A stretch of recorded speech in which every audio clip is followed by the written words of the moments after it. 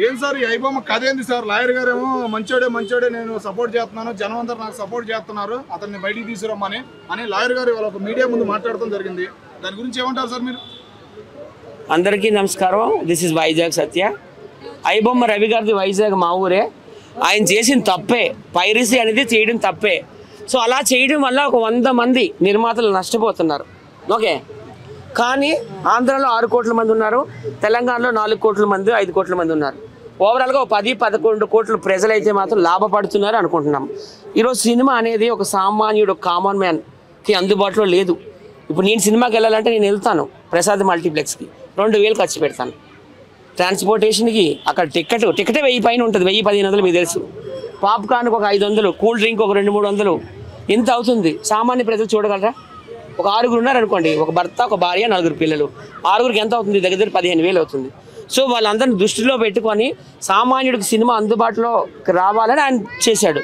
ఆయన ఏం ఆస్తులు సంపాదించుకునేవి లేదు. వైజాగ్లో వాళ్ళు ఇల్లు చూశారు, కూకట్పల్లి ఎక్కడో చిన్న ప్లాట్ ఉంది, ఆయన ఏమి లక్షల కోట్లు సంపాదించుకోలేదు. సో అది కూడా ప్రజలు అర్థం చేసుకోవాలి. నాకైతే ఠాగూర్ మూవీలో చిరంజీవి గారికి గుర్తొచ్చారు. ఆయన కూడా ఇదే పనులు చేస్తాడు. అందులో చట్ట వ్యతిరేకం అయినా కానీ ప్రజలకి ఏదైతే ఉపయోగకరమో అది చేసి పెట్టాడు చిరంజీవి గారు ఆ సినిమాలో, మెగాస్టార్ చిరంజీవి గారు. ఈయన కూడా అది చేసి పెట్టాడు. ఎనీవే మనం ఒక చట్ట ప్రకారం చూస్తే ఇది రాంగ్ కాబట్టి ఆయన్ని శిక్షించమని, జైల్లో వేయమని నేను మాట్లాడుతున్నాను. కానీ చాలామంది ఎన్కౌంటర్ చేయాలి అంటున్నారు. మీ 100 మంది కోసం ఎన్కౌంటర్ ఎందుకు చేయాలి ఆయన్ని? అంతే కదా. పైరసీ అనేది ఆయన ఒక మూవీస్ని హ్యాక్ చేసి ఆ వెబ్సైట్లో పెట్టాడు, ఐబొమ్మ అనే వెబ్సైట్లో. తప్పే, ఆయనకి జైల్లో పెట్టాడు, అంతేగాని చంపడం అనేది నేనైతే ఒప్పుకోనండి. Next question. మరి ప్రొడ్యూస్ కూడా నేను కోట్లు బయట తెచ్చి పెడతారు కదా, మరి ఆలోచించాలి కదా. నేను అందుకే శిక్ష వేయమని చెప్తున్నాను. ప్రొడ్యూసర్ కూడా అప్పులు తీసుకొచ్చి సినిమాల మీద 100 కోట్లు, 50 కోట్లు, 200 కోట్లు పెడుతున్నారు. అది తప్పే, కాదని నేను అనలేదు. మరి సినిమా వాళ్ళు కూడా కొన్ని పైరసీలు చేస్తున్నారు, మీరు గమనించారా? హాలీవుడ్ నుంచి మొత్తం అన్ని కాపీ కొట్టేస్తున్నారు. వాళ్ళు ఎన్నో లక్షల కోట్లు ఖర్చు పెడతారు, 1000 కోట్లు ఖర్చు పెడతారు. అది కూడా పైరసీ కదా. మరి వీళ్ళని కూడా ఇవ్వాలి కదా లోపల. తప్పు చేసిన తప్పే. అదే అంటున్నా నేను. ఇప్పుడు మ్యూజిక్ డైరెక్టర్ ఒక ఆయన ఉన్నారు, ఆయన పేరు ఎందుకు కానీ ఆయన ఎందుకు కాపీ కొట్టడం లేదు? అది పైరసీయే కాదంటారా? ఇది కూడా నిజమే, ప్రతిదీ పైరసీయే. పెద్ద సినిమా హాల్ అన్ని డైరెక్టర్లకి, నిర్మాతలకి, సినిమా హీరోలకే ఉండయి అని అంటున్నారు. నిజమేనా సార్? అది అందరికీ తెలిసిందే కదా. హీరోలు కోట్లలో తీసుకుంటున్నారు. మాలాంటి ఆర్టిస్టులకు ఎంత ఇస్తున్నారు? 5,000, మహా అయితే 10,000 ఇస్తున్నారు. నేను కూడా 10 సినిమా అన్ని వాళ్ళ చేతుల్లోనే ఉంటాయి. ఎప్పుడో పేరు వచ్చింది కదా, ఆ 4 చేతుల్లో ఉంది మొత్తం టాలీవుడ్ అని చెప్పేసి.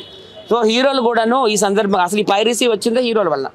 ఎందుకంటే వాళ్ళు రెమ్యూనరేషన్లు ఎక్కడో కోట్లలో పెట్టేస్తున్నారు. 100 కోట్లు, 200 కోట్లు పెట్టడం వల్ల ఈ టికెట్ రేట్ 100 ఎక్కడికి వెళ్ళింది? 1000-1500కి వెళ్ళింది. సో ముందు హీరోలు తగ్గించుకోవాలి రెమ్యూనరేషన్. ఐబొమ్మ రవికి అయితే నేనైతే సపోర్ట్ ఇస్తున్నానండి. ఎందుకంటే ఆయన ప్రజలకు తప్పే కానీ ప్రజల కోసం మంచి చేశాడు కాబట్టి దయచేసి ఆయన కొంచెం ఏదో శిక్ష వేసి వదిలేయాలని నేను ఆంధ్ర గవర్నమెంట్ని, తెలంగాణ గవర్నమెంట్ని అయితే కోరుకుంటున్నాను. ఇంటర్కౌంటర్లు ఏం చేయొద్దని మనం చేసుకుంటున్నాను. రిక్వెస్ట్ అంతే. తప్పే అయింది కానీ తప్పే కానీ ఇంకా ఎన్కౌంటర్లు అట్లాంటి పెట్టుకోవద్దు.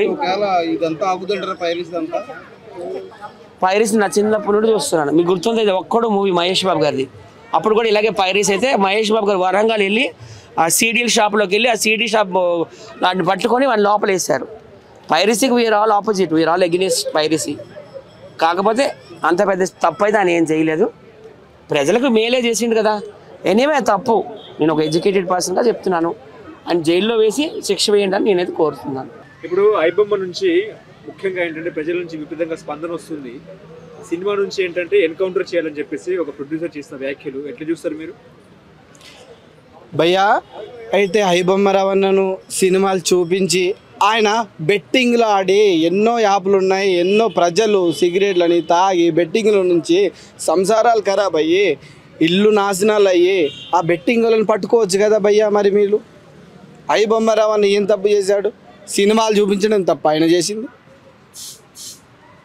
బెట్టింగ్ యాప్లలో ఎంతోమంది చనిపోతున్నారు, ప్రాణాలు పోతున్నాయి, వాళ్ళని పట్టుకోండి అయ్యా. ఆయన అంతకంటే పెద్ద నేరం ఏం చేయలేదు కదయ్యా ఐబొమ్మ రవణ. అంటే పైరసీ సినిమా చేస్తున్నాడు, పైరసీ చేస్తున్నాడు, మేము 1000 కోట్లు సినిమా తీస్తా ఉంటే రాత్రికి రాత్రే యూట్యూబ్లలో వస్తున్న పరిస్థితి, వెబ్సైట్లో వస్తున్న పరిస్థితి అని చెప్పేసి మాట్లాడుతున్నారు సినిమా ప్రముఖులు. సినిమా పెద్దలకు నేను ఒకటే కోరుకుంటున్నాను, మీరు అడిగిన క్వశ్చన్కు భయ్యా, సినిమా పెద్దలు టికెట్లు రేట్లు తగ్గించాలి. ఎప్పుడైతే ఈ సినిమా టికెట్ల రేటు తగ్గిస్తారో అప్పుడు అందరూ థియేటర్లోనే సినిమా చూస్తారు అందరూ. అప్పుడు ఇలాంటి ఐబొమ్మలు మరో మూవీ రూల్స్ కానీ ఈ ఓటీటీలు కానీ ఏది బాధ ఉండదు అన్న. సినిమా రేట్లు తగ్గించండి. నేను 10 రూపాయలకు ఓటీఎన్ థియేటర్లో ఆర్టిస్ట్ క్లాసుల్లో 10 రూపాయలకు సినిమా చూస్తుండే 10 పోయింది భయ్యా ఒకటేసారి. 3rd క్లాసు 150 100 చేసి నేను ఏడుకెళ్ళి చూడాలి భయ్యా. దయచేసి ఈ సినిమా టికెట్ తగ్గించాలని చెప్పేసి నేను అనుకుంటున్నాను. ఐబొమ్మ రవి అరెస్ట్ అవ్వడం తర్వాత ఇంకో వెబ్సైట్లో కూడా సినిమా రిలీజ్ అవుతున్నట్టు కూడా వార్తలు వస్తున్నాయి. ఐబొమ్మ రవిని అరెస్ట్ చేస్తే సినిమా పైరసీ ఆగిపోతుందని అనుకుంటున్నారా? ఐబొమ్మ రవణను ఒకవేళ అరెస్ట్ చేస్తే మాత్రం ఎవ్వరు ఊకోరు భయ్యా. నాలాగా అందరూ కుమిలిపోతున్నారు. నేను ముందుకు వచ్చాను, వాళ్ళు రావట్లేదు. వాళ్ళు కూడా వస్తారు భయ్యా. ఐబొమ్మ రవణ కోసం ఖచ్చితంగా అందరు వస్తారు. యువత ఖచ్చితంగా మేల్కుంటుంది ఐబొమ్మ రవణ కోసం భయ్యా. ఎందుకు ప్రజల నుంచి ఇంత విపరీతమైన స్పందన మద్దతు ఎందుకు లభిస్తూ ఉంది ఐబొమ్మ కంటే ఏం చెప్తారు? ఐబొమ్మలో నువ్వు సినిమా చూడలేదా భయ్యా? ఒక్క సినిమా చూడలేదా? చెప్ప నా గుండె మీద చేసుకొని చెప్పు, నువ్వు ఐబొమ్మలో సినిమా చూడలేదా? ఐబొమ్మలో అందరు సినిమాలు చూశారు, ఇక్కడ ఉన్న వాళ్ళు అందరు సినిమాలు చూశారు. కానీ ఒకరు అనుకుంటారే నాకెందుకు, మరొకరు అనుకుంటారు ఎందుకు చెప్పాలనుకుంటారు. నాలాంటోడు అభిమానం ఉన్నోడు ఐబొమ్మ రవాణా సినిమాలు చూసినాను కాబట్టి నేను ఇన్ని సినిమాలు చూశాను 10 ఏళ్ళ నుంచి 20 ఏళ్ళ నుంచి. ఆయన కోసం నేను ఏడికైనా వెళ్తా భయ్యా, ఎక్కడికైనా వెళ్తాను ఐబొమ్మ రవాణా కోసం. అంటే పైరసీ అవ్వడం కూడా కరెక్టే అంటారా? ఒక ఇంత సినిమా ఇండస్ట్రీ నష్టం అని చెప్పేసి వాళ్ళు భావిస్తూ ఉన్న క్రమం భయ్యా, సినిమా ఇండస్ట్రీకి నష్టం అని మీరు అంటారు. అయ్యా నేనేం చెబుతున్నా, సినిమా రేటు తగ్గించండి. మీరు సినిమా రేట్లు అంతగానం ఎందుకు భయ్యా? మీరు ఇప్పుడు అంత బడ్జెట్ అంత రిమినేషన్ మీరు ఇస్తున్నారు హీరోలకు, తగ్గించుకోండి. మీరు అందరూ తగ్గించుకోండి. అప్పుడు మేమందరం కూడా ఇంకా సినిమాలు థియేటర్కే వెళ్ళి సినిమాలు చూస్తాము. మీ యొక్క రిమినేషన్ వల్ల అంటే మీకోసం మా ప్రాణాలు తీస్తారా భయ్యా? మా ప్రాణాలతో ఆడుకుంటారా భయ్యా మీ రిమినేషన్ కోసం? అంటే పైరసీ వల్ల గేమ్ చేంజర్ సినిమా కూడా పైరసీ అయిందన్నట్టు కూడా చిరంజీవి చెప్తున్న పరిస్థితి. అన్ని పైరసీ అవుతాయి భయ్యా. దయచేసి నేను మీడియా మీ సభాముఖంగా నేను తెలుగు ఫిలిం ఇండస్ట్రీకి ఒకటే కోరుకుంటున్నాను, దయచేసి ఇప్పటికైనా సార్ మీరు సినిమా టికెట్లు రేట్లు తగ్గించాలి.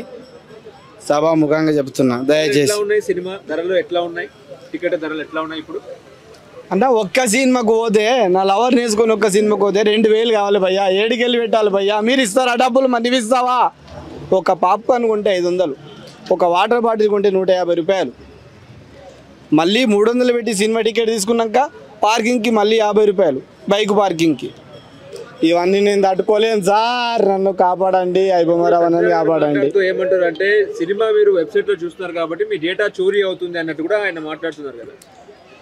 ఇన్నేళ్ల సంది ఎంతో మంది సినిమాలు చూశారు. ఇక్కడ ఎవరి డాటా అన్న పోయిందా? అన్నకు ఎవరి డాటా వెళ్ళలేదు. ఇవన్నీ పుకార్లు నమ్మొద్దు, దయచేసి అర్థం చేసుకోండి. ఐబొమ్మ రవాణా కోసం ఇంత దూరమైన వెళ్తా. ఇప్పుడు పైరసీ వల్ల ఐబొమ్మ రవి అనే వ్యక్తి దాదాపుగా 1000 కోట్లు కొల్లగొట్టినాడు అన్నట్టు కూడా ఒకవైపు వార్తలు వస్తున్నాయి. 1000 కోట్లు ఏం కొల్లగొట్టలేదు భయ్యా. రవణ ప్రజలకు మంచిగా చేశాడు, కీడు చేయలేదు. నేను ఒకటే చెప్తున్నాను భయ్యా, ఐబొమ్మ రవాణా కోసం తమ్ముళ్ళారా అన్నల్లారా అందరూ కొంచెం అన్న కోసం మీరు గిట్లంగా బరిలో దిగండి. అన్నను కాపాడుకోవాలి, ఐబొమ్మ రవాణాను. ఐబొమ్మ రవిని సపోర్ట్ చేస్తే అరెస్ట్ చేస్తామన్నట్టు మాట్లాడుతున్నారు. ఎంతమంది ఏం చేస్తారు సార్? అరెస్ట్ చేయండి సార్. నా దగ్గర ఏముంది సార్? నన్ను అరెస్ట్ చేస్తే ఏమవుతుంది సార్? నా దగ్గర ₹1 లేదు. అక్కడన్న ఫుడ్ దొరుకుతుంది భయ్యా. జైల్లో ఉంటా. అరెస్ట్ చేస్తే నేనేం చేస్తా భయ్యా? ఇంకేం చేస్తా చెప్పు? దానికంటే ఎక్కువ పాజిటివ్. ఎందుకంటే అరెస్ట్ చేయాలి కూడా. అత్త సొమ్ము అల్లుడి దానం చేసినట్టు ఒక నిర్మాత ఎన్నో కష్టాలు పడి ఆస్తులు అమ్ముకుని వచ్చి సినిమా మీద ఉన్న ఫ్యాషన్తో సినిమా తీసి దాన్ని వ్యాపారంగా మలుచుకుని చేసుకుందామని ఆశపడి ఎన్నో వేల మంది కష్టార్జితాన్ని పెట్టుబడిగా పెట్టి సినిమా తీసి దాన్ని రిలీజ్ చేస్తే సాయంత్రానికి ఈ డబ్బా సొమ్ములాగా ఐబొమ్మలో రిలీజ్ చేసుకుంటుంటే ఎంతవరకు కరెక్ట్ అది? అంటే ఎంత చోరీ అది?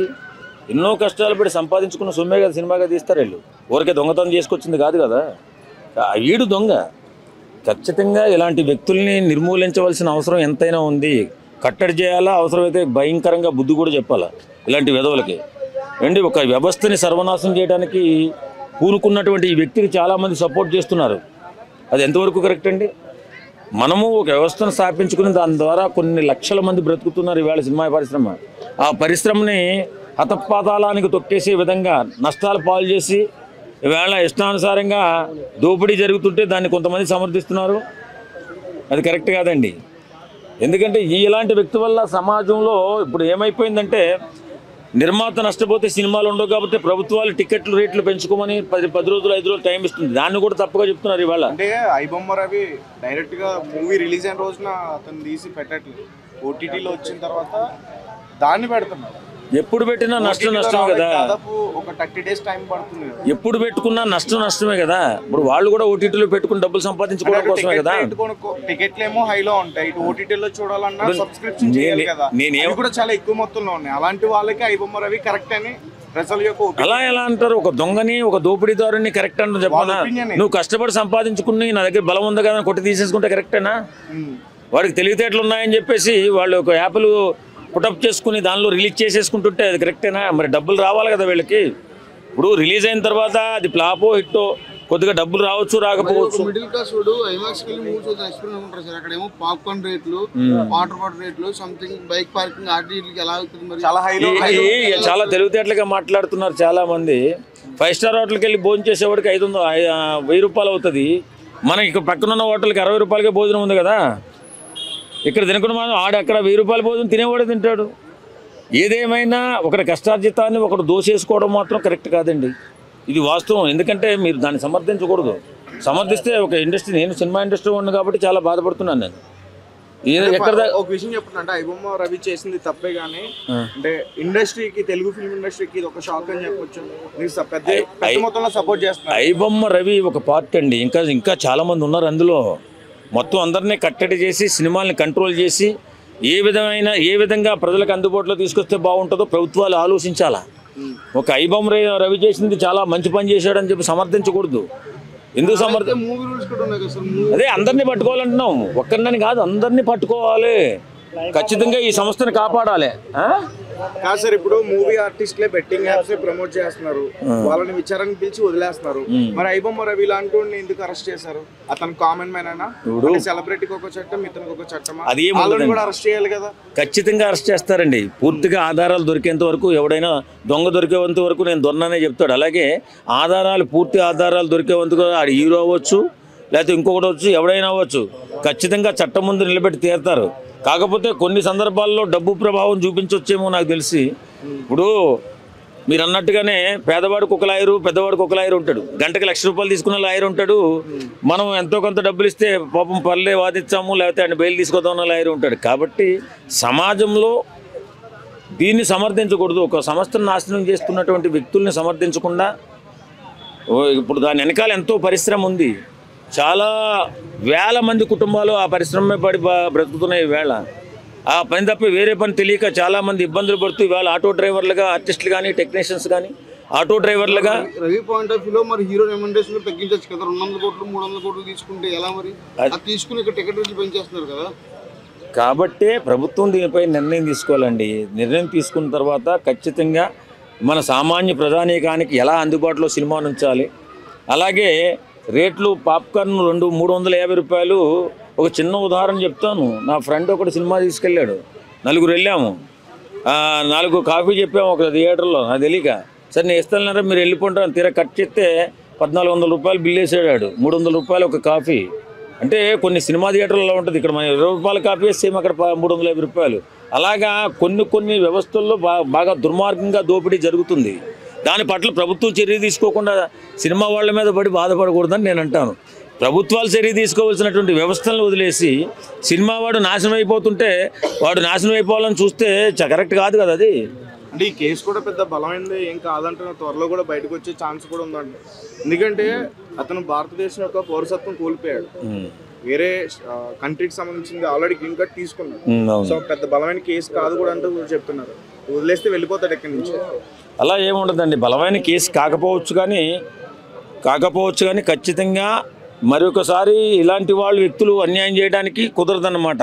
ఉన్నవాళ్ళు అందరినీ పట్టుకుంటారు. ఖచ్చితంగా ఒక కొలిక్కి తీసుకొస్తారనే నమ్మకం మా సినిమా వాళ్ళగా మాకుంది. ఎందుకంటే ప్రొడ్యూసర్ మాట్లాడుతూ అతన్ని షూట్ చేసి చంపేయాలి అన్నాడు. దానికి అంటే ఏ రకంగా ఉంటుందంటే ఇక్కడ ఒక 2 కోట్ల రూపాయలు పెట్టి నేను ఎక్కడో అప్పు చేసో నాకు ఉన్నటువంటి భూమిని తాకట్లు పెట్టి తీసుకొచ్చి ఒక సినిమా తీసిన తర్వాత ఆ సినిమాని నేను అమ్ముకునే టైంలో ఈ దుర్మార్గుడు దాన్ని ఐబొమ్మలో పెట్టేశాడు, వీడికి డబ్బులు రాలేదు, ఏం చేయాలో అర్థం కాదు. అలాంటి పరిస్థితిలో కోపము ఆవేశం ఉంటుందండి. చంపేలకు కొరకు నరికేలకు ఏదో వస్తుంటాయి. దాన్ని ఎలా ఉన్నా సరే ఇప్పుడు పెద్దలు కానీ ప్రభుత్వం తాలూకు పెద్దలు కానీ చేసేది ఏంటంటే ఖచ్చితంగా సినిమా వాడికి అన్యాయం జరగకూడదు, సామాన్యుడికి అన్యాయం జరగకూడదు. ఇలా నిర్ణయం తీసుకోవాల్సిన బాధ్యత ప్రభుత్వాలు తీసుకోవాలా. ఇప్పుడు ఈ జరుగుతున్నటువంటి ఈ పరిణామాలన్నీ ప్రభుత్వాలు గమనిస్తూ ఉంటాయి. ఖచ్చితంగా ఒక నిర్ణయం వస్తుందని ఆశిద్దాం. ఏం చేస్తే బెటర్ సార్? ఏమి చేయలేమండి, మన భారత రాజ్యాంగం ప్రకారం ఏం చేయలేము. ఆ నష్టాన్ని పూరించే పని ఏదన్నా ప్రభుత్వాలు తీసుకోవాలా. ప్రభుత్వం మన సినిమా వాళ్ళకి అండగా ఉండాలా. ఖచ్చితంగా ఇలాంటి పైరవీలు జరగకుండా జాగ్రత్త పడే బాధ్యత తీసుకుంటే సినిమా ప్రపంచం బాగుంటుంది. హలో, తెలుగు రాజ్యం ఛానల్ చూస్తున్నారా? సామాజిక రాజకీయ జీవన చిత్రణే తెలుగు రాజ్యం. అతిశయోక్తులు అసత్యాలు ఉండవు. రాజకీయ కోణం కాదు, ప్రజా కోణమే కొలబద్ద. తెలుగు రాజ్యం వీక్షణ మీ ఉత్తమ అభిరుచికి నిదర్శనం.